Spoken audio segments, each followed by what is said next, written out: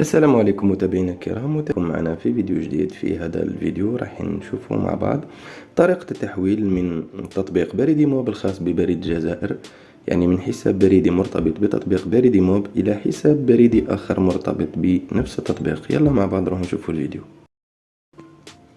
إذا ندخل للتطبيق.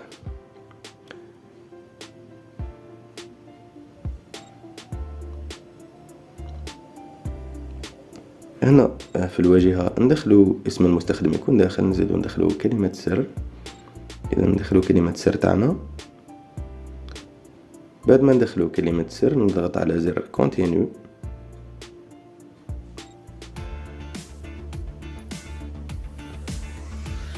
إذا كما تشوفوا هذه هي الواجهة تاع التطبيق. هنا عندنا معلومات الحساب، هنا معلومات البطاقة، وهنا الدفعات اللي قمنا بها لي بايمون اللي درناهم يعني من فليكسيو. ولا هنا نعملوا التحويلات ترانسفيرز، هنا من هذه الأيقونة نحولوا من حساب إلى حساب آخر. ندخل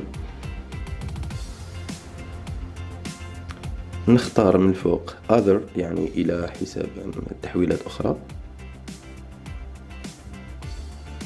هنا نخيروا to another account يعني إلى حساب بريدي آخر. هاي كيفاش تجينا. إذا عندنا في الأولى جينا from يعني من وين رايحين نبعثوا، نختاروا الحساب تاعنا اللي مرتبط بالتطبيق.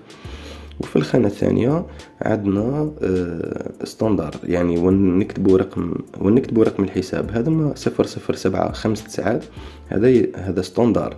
هذا مرتبط كاين في كل الحسابات، يعني أي واحد يمدلك رقم الحساب تاعو ما يمدلك 0075 انت مطالب انك تزيدهم، لازم تزيدهم هذوما. وفي التطبيق راهم موجودين يعني 0075 ومن بعد تكمل تكتب الرقم اللي يمدوه لك به بالمفتاح لاكلي باش يتكون عندك ريب يكون مكون من 20 رقم.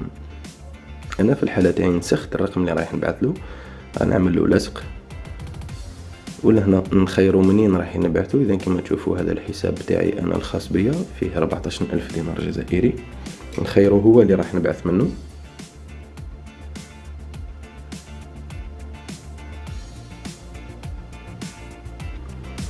اذا هنا في الخانه هذه نكتبوا المبلغ اللي راح نبعثوه بالدينار الجزائري مش بالسنتيم. انا في الحاله تاعي راح نبعث 10000 دينار جزائري اللي هي مليون سنتيم. تكتب 10000 دينار جزائري فقط. كي تعود راح تحول 100,000 تكتب 1000 دينار جزائري، 200,000 2000 دينار جزائري. بعد ما تدخل قيمة المبلغ تضغط على كونتينيو. هنا تجيك الصفحة هذه باش تتأكد من المعلومات اللي راح تبعث لهم، باش تتأكد منها قبل ما تبعث. هنا نضغط على get a confirmation code يعني الحصول على كود للتأكيد. كود التأكيد يجيك عبر رسالة SMS في الرقم تاعك اللي مرتبط بالحساب. نضغطوا عليها راح يرسل لنا كود عبر الاس ام اس. عندي انا هاوجه الكود، ها هو نلصقه لهنا ونضغط على زر كونتينيو.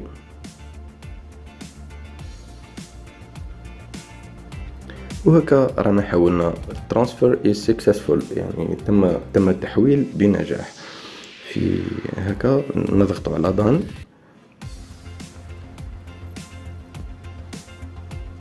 لما نحبوا نشوفوا العمليه تاعنا ندخلوا ترانسفير.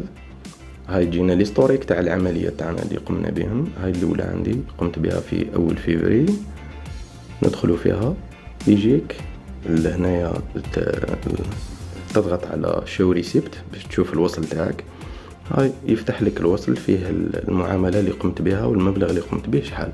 اذا هذا كان كل شيء. نتمنى نكون فدتكم بالفيديو هذا. اذا عجبك الفيديو ما تبخلوش علينا بلايك والاشتراك في القناه.